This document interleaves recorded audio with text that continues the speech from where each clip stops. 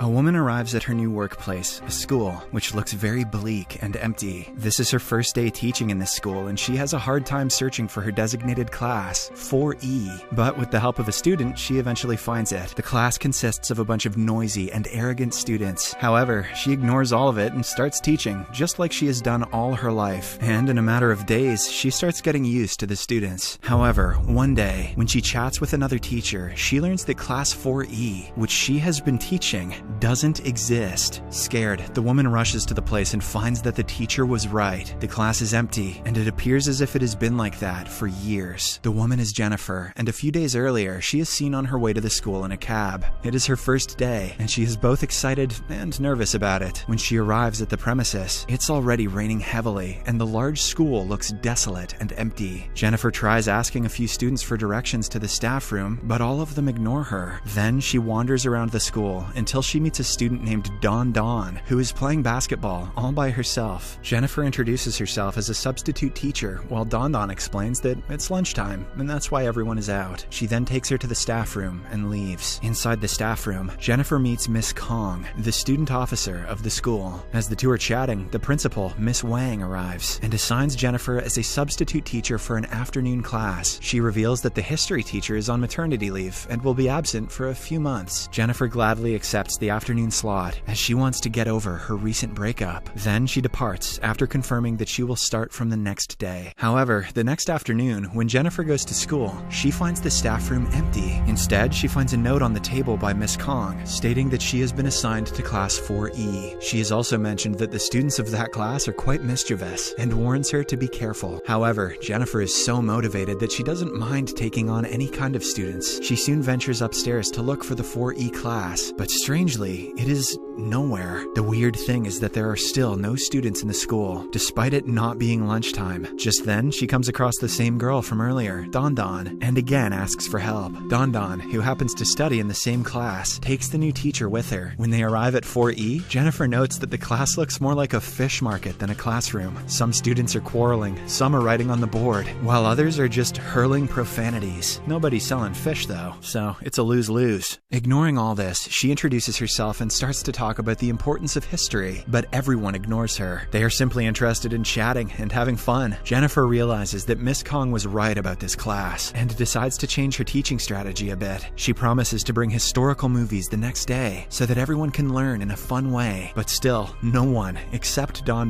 pays attention to a word she is saying. To make matters worse, some arrogant boys even pass derogatory comments on her. Despite all this, Jennifer keeps her calm and continues with the class. Later that evening, as Jennifer is strolling around the busy market, she discovers that some of her students are involved in adultery. They are taking Dawn, who looks scared, with them for the first time. Jennifer confronts them in front of their customers, causing all of them to run away. However, she manages to catch one named Carol and gives her a serious lecture. But surprisingly, instead of being sorry, Carol tells her to mind her own business before walking away. When Jennifer is about to reach home, her ex-boyfriend Chung is seen waiting for her. He begs her to give him a chance, but she replies that she has already given him multiple chances in the last 3 years to make things work. However, the stubborn man keeps on insisting and even gets on his knees to convince her, which causes quite a stir in the area. "Honey, look at that simp."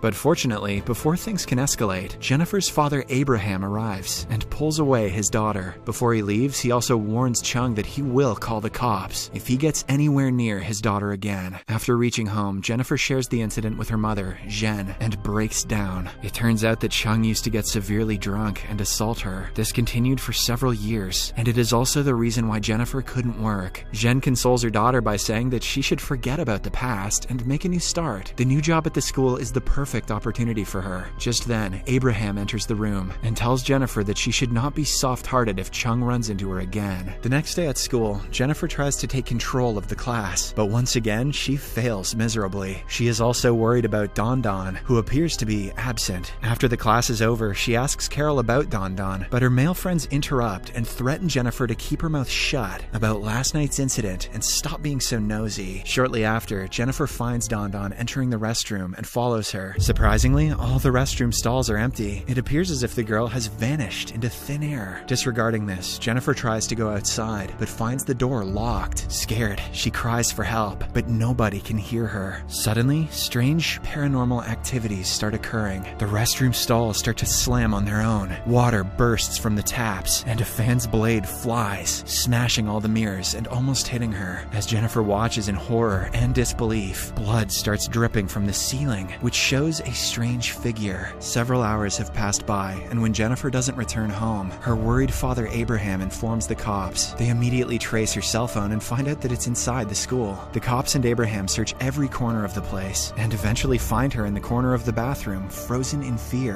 As they turn on the lights, Jennifer realizes that everything looks normal. She then starts panicking and wishes to go home. The next morning, as Jennifer rests in her room, her concerned parents believe that she's going through an emotional crisis and suggest that she take some time off from work. However, just a few minutes later, Jennifer receives a call from Miss Kong, who asks her to join work from the next day, claiming that there's no one to teach the students. Jennifer is hesitant at first, but since she has nothing much to do, she agrees. In the next scene at school, Jennifer is chatting with Miss Kong during the lunch break. She inquires about why the students of 4E are so mischievous, and hearing this, Miss Kong suddenly turns pale. She reveals that no such class exists in the school, and that Jennifer had been assigned another class. As expected, Jennifer doesn't believe this, as she has been interacting with the students and knows them pretty well. To verify her claims, she takes Miss Kong to the class, but upon reaching it, she is taken aback to find it abandoned. It seems more like a storeroom than a classroom, or a fish market. The sight makes Jennifer panic, and this is when Principal Wang arrives and reveals everything. 20 years ago, there was a class 4E in the school, which had a lot of students. However, one particular student was always bullied and tormented by the others. Fed up with everything, one day, the student brought a petrol canister to the classroom and burnt the whole place down, which took the lives of 14 people. Among them were 2 teachers who desperately tried to save the students, but all in vain. Because of the incident, the school gained a bad reputation, and that's why Class 4E was cancelled forever. After hearing the story, Jennifer is still left in shock, as she cannot comprehend how she could see the students. To calm her down, the principal assigns her a new class, 2A, which apparently has the best students in the school. When Jennifer learns that the class is conducted exclusively in the morning, she agrees to take it. On the way home, Jennifer is again stopped by Chung. He consistently insists that she give him a chance, but once again, she ignores him. Suddenly, she sees Don Don with some bruises on her face, but before she can ask anything, the scared teenager warns her to not go back to school before running away. Afterwards, when Jennifer reaches home, she finds her parents along with some parishioners praying for her. The next day, Jennifer ignores all the warnings and heads to school. When she enters the new class, 2A, she is shocked to see the same students from the supposed non-existent class. Terrified, she tries to run away, but some boys block the door and insist that she teach.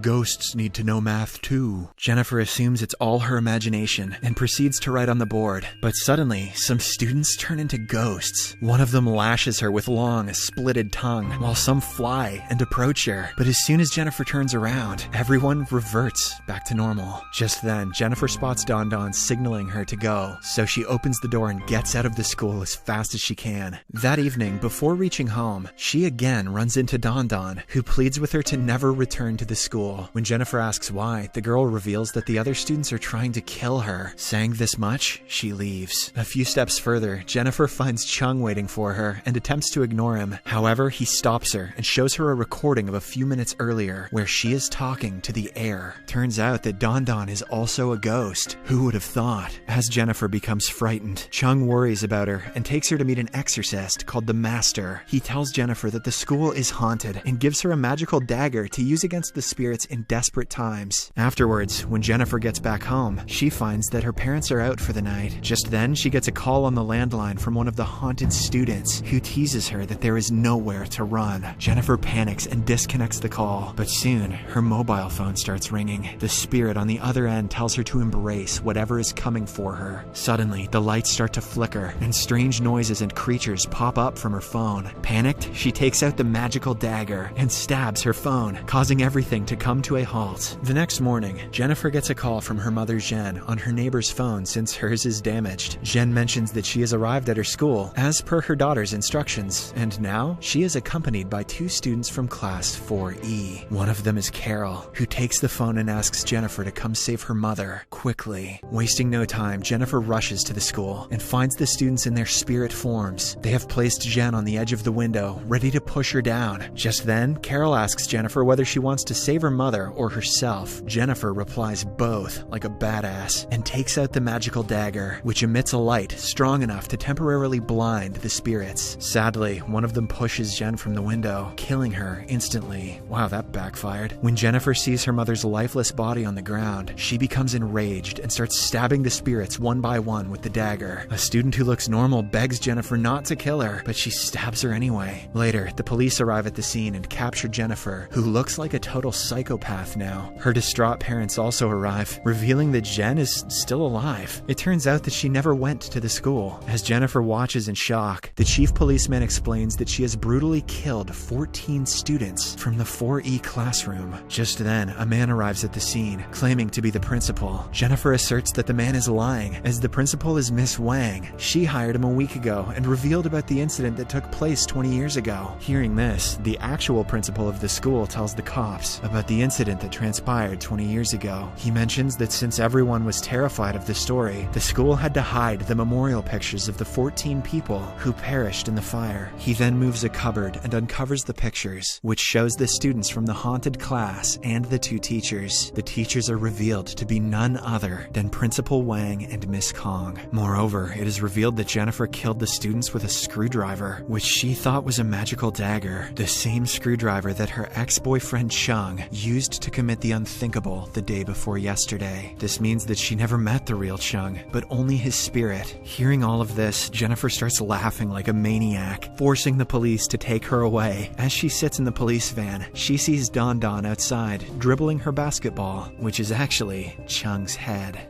Subscribe for more videos like this, turn on notifications, and leave a like to help the channel out. Thank you for watching.